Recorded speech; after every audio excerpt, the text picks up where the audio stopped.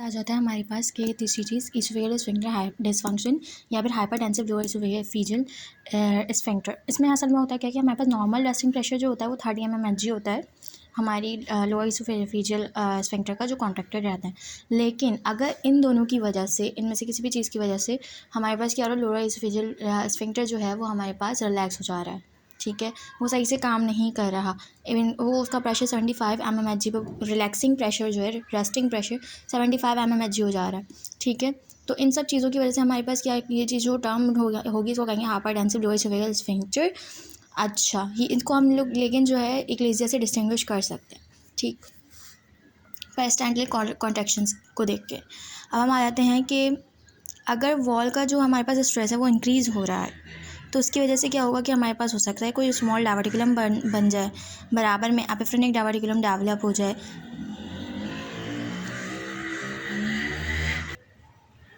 किस तरीके से कि जैसे हमारे पास फॉर एग्जांपल डायवर्टिकुलम एक पाउच को कहते हैं, तो इसके ऊपर की साइड पे बराबर में क्या होगा, क्या हमारे पास एक अलग से पाउच बन जाएगा, एपिफ्रेनिक डायवर्टिकुलम बन जाएगा। इसी तरीके से एक और डायवर्टिकुलम है ज़ेंकर डायवर्टिकुलम, वो डेवलप होता है ऊपर की साइड पे। अपर इसोफेजियल स्फिंक्टर जो होता है ना, जहाँ पे क्रिकोफेरेंजियस मसल होता है, क्रिकोफेरेंजियस मसल वहाँ पे होता है कि जहाँ पे ट्रांजिशन हो रही होती है फेरिंग्स और ईसोफेगस की, ठीक।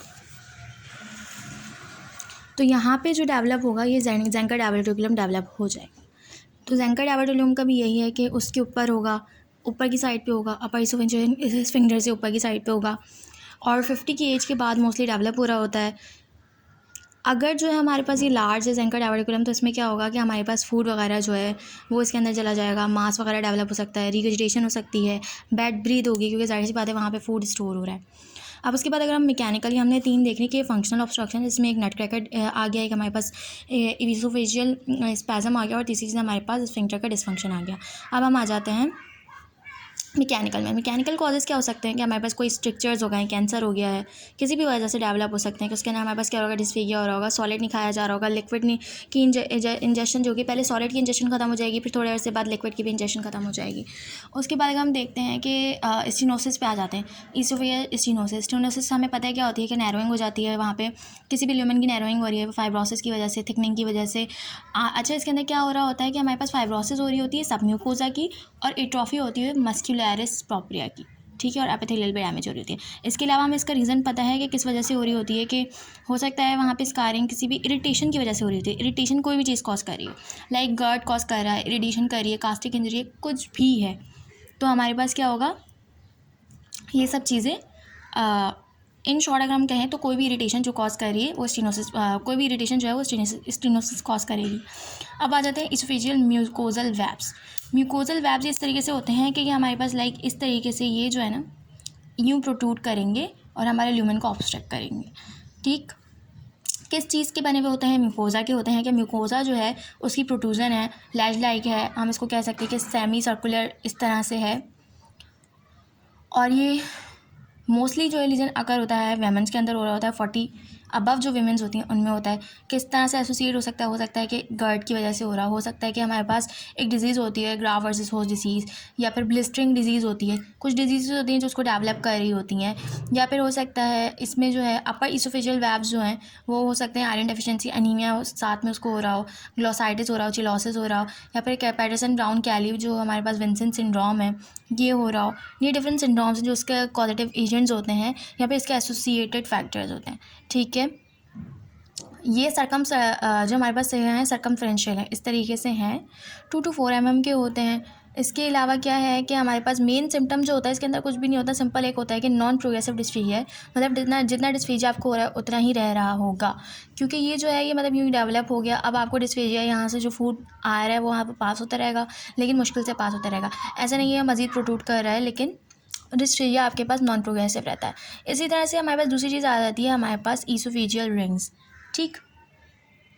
इसोफेजियल रिंग्स या फिर शॉर्टजी रिंग्स, ये जो है वैप्स की तरह ही होती है, लेकिन ये सर्कमफेरेंशियल है, पूरी रिंग्स की फॉर्म में होती हैं। ये जो था हमारे पास, ये हमारे पास सेमी सर्कल बना हुआ था, और ये हमारे पास सर्कमफेरेंशियल है, थिकर होती हैं इसमें। अच्छा, इसमें क्या होता है, म्यूकोजा भी इन्वॉल्व है, सब म्यूकोजा भी इन्वॉल्व है, और हाइपरट्रॉफिक हमारे पास मस्कुलरिस लेयर जो है वो भी इन्वॉल्व है। इसके अंदर क्या था, सिर्फ हमारे पास म्यूकोजा लेयर इन्वॉल्व थी, लेकिन इसके अंदर बाकी लेयर्स भी इन्वॉल्व हैं।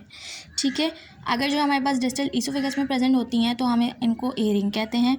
ठीक, और अगर ये हमारे पास वहाँ पे होती हैं, क्या बोलते हैं, गैस्ट्रो ईसोफेगल जंक्शन जो हम कह रहे हैं, यहाँ पे जहाँ पे ट्रांजिशन हो रही है लोअर ईसोफेगस पे, तो वहाँ पे अगर ये होंगे तो हम इनको बी रिंग्स कह रहे हैं। और यहाँ पे जो इनकी म्यूकोजा होगी वो गैस्ट्रिक टाइप होगी, जबकि ऊपर वाली साइड पे होंगी जो ए रिंग्स हैं उनकी स्क्वैमस म्यूकोजा होगी, क्योंकि हमें पता है कि हमारी ईसोफेगस की म्यूकोजा जो है वो स्क्वैमस होती है। अब हम आ जाते हैं एक्लेजिया पे। एक्लेजिया जो है वो क्या है कि हमारे पास इंक्रीज टोन हो रही है, increase tone of the lower oesophageal sphincter. ये दोनों अगर हम देखें तो एक दूसरे के अपोजिट है। ठीक, लोअर ईसोफेजियल स्फिंक्टर जो उसकी टोन बढ़ रही है, किस वजह से बढ़ रही है कि हमारे पास रिलैक्सेशन जो है वो नॉर्मल नहीं हो पा रही। इसके अंदर क्या होता है, इसके अंदर एक ट्राइड है, 3 चीज़ों का ट्राइड होता है हमारे पास एक्लेजिया में। ये सबसे पहले होगा कि हमारे पास लोअर ईसोफेजियल स्फिंक्टर जो है वो कॉन्ट्रैक्टेड रह रहा है, रिलैक्सेशन नहीं हो रही, उसकी टोन बढ़ गई है। दूसरी ए पेरिस्टाल्सिस स्टार्ट हो गई है। ईसोफेगस से पेरिस्टाल्टिक मूवमेंट जानी होती है हमारे पास, टुवर्ड्स दी एनस मूवमेंट जानी होती है, अब ए पेरिस्टाल्टिक मूवमेंट स्टार्ट हो गई हैं।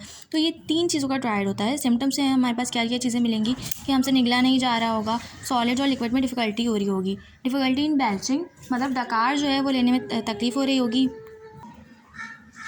और साथ में हमें चेस्ट पेन हो रहा होगा। अब हम आ जाते हैं प्राइमरी। अच्छा, एक्लेजिया जो डिवाइड है वो हमारे पास 2 के अंदर है, एक प्राइमरी है और एक सेकेंडरी है। Primary most of the time किस तरीके से होता है कि प्राइमरी के अंदर जो कॉज है वो वहीं पे प्रेजेंट होता है। ठीक है, प्राइमरी एक्लेजिया में हमारे पास क्या हो रहा है कि जो गैंग्लियन सेल्स हैं जिन्होंने सप्लाई करना है उनकी अगर हमारे पास डीजनरेशन हो गई है। इनहिबिटरी जो सेल्स हैं जिन्होंने कॉन्ट्रैक्शन को रोकना है, मतलब उसको कंट्रोल में रखना है, मेंटेन रखना है, क्योंकि क्या हो रहा है कि हमारे पास इंक्रीज टोन हो रही है। अगर हमारे पास इनहिबिटरी न्यूरोनल जो गैंग्लियन है या सेल्स हैं उनकी डीजनरेशन हो गई है, ठीक, डिजनरेटिव चेंजेस अगर वेगस नर्व पे आ गए हैं या फिर मोटर न्यूक्लियस पे आ गए उसके, तो ये सब क्या करेंगे, ये हमारे पास प्राइमरी एक्लेजिया कॉज करेंगे। अब हम आ जाते हैं सेकेंडरी एक्लेजिया पे। जो सेकेंडरी एक्लेजिया है उसके कॉजेज़ जो हैं वो डिफरेंट होता है, लाइक उसके डिजीज़ कॉजेज़ हैं। सबसे पहले जो है हमारे पास मोस्ट कॉमन चगास डिजीज़ होती है, चगास डिजीज़ कर रही होती है। ट्रैपनोसोमा हमारे पास जो है ट्रैपनोसोमा क्रेजी जो है क्रूजी जो है उसका इन्फेक्शन हो रहा था। वो क्या करता है, हमारे माइंट्रिक प्लेक्सिस को जो है डिस्ट्रक्ट कर देता है, पेरिस्टाल्सिस नहीं हो पा रही होती, और ईसोफेगस जो होता है वो डायलेट हो जाता है। इसी तरीके से अगर हम देखें, एक और डिजीज़ है डायबिटिक न्यूरोपैथी, ऑटोनॉमिक न्यूरोपैथी। ठीक है, ये जो है हमारे पास एक कॉजेटिव एजेंट है एक्लेजिया का। इस तरीके से कोई भी ऐसा डिसऑर्डर जो मैलिग्नेंसी हो गया, माइलोइडोसिस हो गया, सर्कोडियासिस वगैरह हो गया, या फिर डोर्सल मोटर न्यूक्लियाई के अगर कोई लीजन हो गया है, जैसे पोलियो के अंदर कोई लीजन हो जाता है, या फिर जो है वहाँ पे कोई सर्जिकल एप्लीकेशन ऐसी हुई है जिसकी वजह से वो न्यूक्लियर जो एरिया है वो डैमेज हो गया है, जो नर्वस सप्लाई थी वो डैमेज हो गई है। या फिर हम देख सकते हैं कि डाउन सिंड्रोम वाले पेशेंट्स में जो है, या फिर जो है ट्रिपल ए सिंड्रोम होता है, एक ऑटोसोमल रिसेसिव डिसऑर्डर है जिसके अंदर एक्लेजिया भी हो रहा होता है। ए लैक्रिमल ग्लैंड की जो सिक्रेशन है वो भी कम हो रही होती है। इसके अलावा जो है एडिनल इंसफिशिएंसी भी डेवलप हो जाती है उस डिजीज़ में। तो ये सब पॉजिटिव फैक्टर्स हो सकते हैं सेकेंडरी के। इसी तरीके से एक और फैक्टर हो सकता है हर्पीस सिम्प्लेक्स वायरस।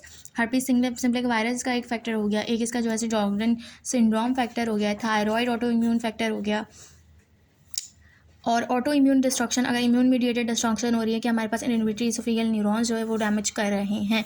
तो अच्छा, ट्रीटमेंट मोडालिटीज़ ये होती हैं कि हम क्या करें, मैकेनिकल ऑब्स्ट्रक्शन को ख़त्म करें, लैप्रोस्कोपिक मायोटॉमी कर दें, या फिर जो है बलून से डायलेशन करवा दें, या फिर क्योंकि हमें क्या करना है, हमें जो स्फिंक्टर है उसकी डायलेशन करवानी है, तो हम किसी भी तरीके से डायलेशन करवाएं, बलून से डायलेशन करवा सकते हैं हम, या फिर हम बॉटुलिज्म टॉक्सिन, हमें पता है कि वो क्या है, वो हमारे पास इनहिबिटर है एसिटाइल कोलेस्ट्रेज का। ठीक है, तो हम इसको इस पर यूज़ कर सकते हैं। बॉटुलिज्म टॉक्सिन जो है वो वहाँ के एरिया को जो है वो कॉन्ट्रैक्शन को कम कर देगा।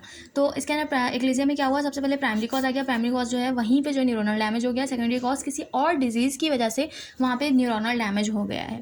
ठीक, जैसे चगास डिजीज़ आ गया, डायबिटिक न्यूरोपैथी आ गया, मैलिग्नेंसी आ गया, सर्कोडियासिस आ गया, सर्जिकल एब्लेशन हो गई, डाउन सिंड्रोम आ गया, ट्रिपल ए सिंड्रोम आ गया, HSV आ गया, थायरॉयड सिंड्रोम हो गया, सजोक्रिन सिंड्रोम हो गया, इम्यून मीडिएटेड कोई डिस्ट्रक्शन हो गई है। तो ये सब कॉजेज़ हैं हमारे पास सेकेंडरी में, इसमें एक्लेजिया में।